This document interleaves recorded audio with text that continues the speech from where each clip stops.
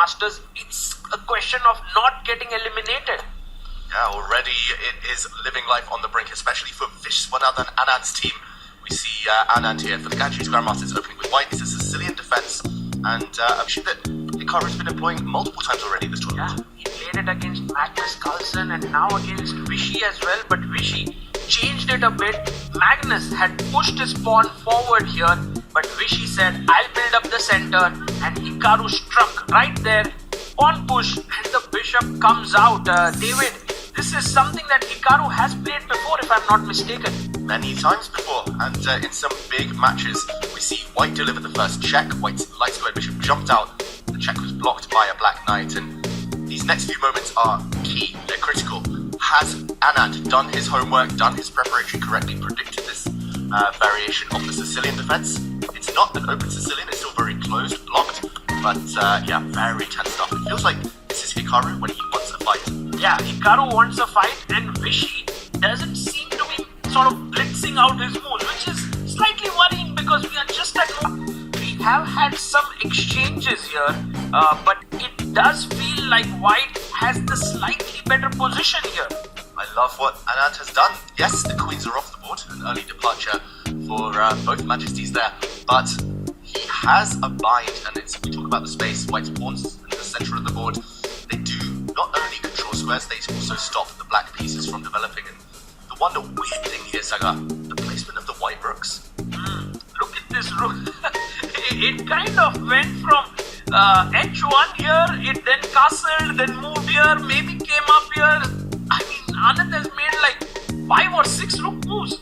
Yeah, and it just looks really stuck in the corner there, both white rooks. One of them's asleep, one of them's been out exercising all day, but has kind of found itself up a dead alley. It's a very strange position, but the white knight is jumping. If white gets 2 more moves, if white can develop his bishop and slide out the other rook from the corner, big advantage for Anand right now. But what about this move, David? Just pushing the pawn, opening up the bishop to hit the rook. Yeah, that looks like the most natural move. Hikaru is likely to play that one. Often, the top players in the world, they look for threatening moves, forcing moves first. I wonder how white would react. Moving the rook again looks a bit odd right now. Maybe Anand has in mind to give up a pawn, perhaps. Just put the knight in there, and then give up this pawn. If you take, rook takes, bring out the bishop, and perhaps then play this position. Yeah, and yes, you're down a pawn, but now it's the black pieces that are asleep in the top right corner there, and yet to come out. Opposite color bishops means you can attack on the dark squares, and that looks pretty comfortable. Look at the camera, Saga. He looks really focused, really determined to strike. Yeah, he would love if his team scores a few wins here, and who knows, if you get like 2-3 wins back to back, you're back in this tournament. It's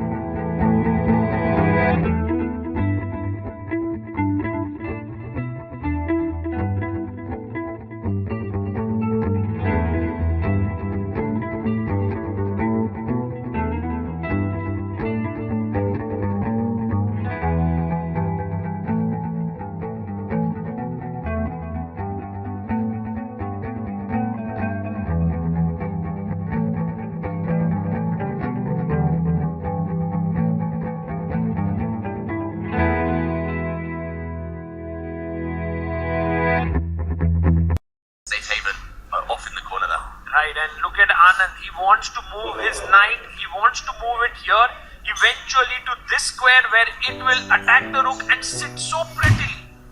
Goes the other way. Goes the other way, but same idea, same plan there. That is an outpost. That square you're highlighting in the middle of the board cannot be challenged by any black pawns. It can only be challenged by the black knight. The one downside for Anand here is that it's opposite color bishops. White has a dark square bishop, black has a light square bishop. If all the knights, rooks disappear, this one will be a draw. So Vishy needs to keep the pieces on slight advantage, but nothing too significant. Great defense from Nakamura. Yeah, but today, David, even if Vishy manages to hold Nakamura, it might be good for his team because rest of the boards are doing very well. It does look that way. Vishy also isn't risking much, at least on the board. The situation, he's slightly behind here, so he needs to speed up, but on the board, not risking anything at all. I would want to improve the white bishop here. There's like a variety of tempting squares to choose from. He just slides one square across. It looks like an in-game advantage. Right, and in a way, if let's say the position starts to get kind of equalish, Hikaru will look upwards and look at all the boards of his team members and then say to himself, I can't draw against Vishy, I have to play for a win. Well, Saga, you predicted the future. Look at this. He's already looking up at the other screens, the other boards. Yeah, he's looking up there and he's kind of, he's going to motivate himself to play for a win because he knows that on the last board, Jonas is losing. Look at his expression there. He's like, oh, okay, I have to fight now. Bit of a shake of the head. He's like, oh, why are you forcing me to push this as black? If he could, I think if this were an individual game, Nakamura would offer his hand. He would be saying, please take a draw, please take a draw. But no, he might have to hustle on the clock. We might see a repeat yesterday when these two met, Saga, and Hikaru played for time. Yeah, absolutely. Here, Hikaru has 7 minutes on the clock, and I think with Vishy's experience, I don't see how Hikaru will be able to here. I mean, it seems like a draw is the most likely result. Certainly. White is temporarily a pawn up, but black has a very strong passed pawn in the center. The black d-pawn marching. And the reason we think this is a draw is because white will blockade on the dark squares, black will blockade on the light squares, and no real progress to be made. Also, the clock times in Vishy's favor. That is essential for the former world champion. Right, and a big development on the second board. Arjun Erigaisi is actually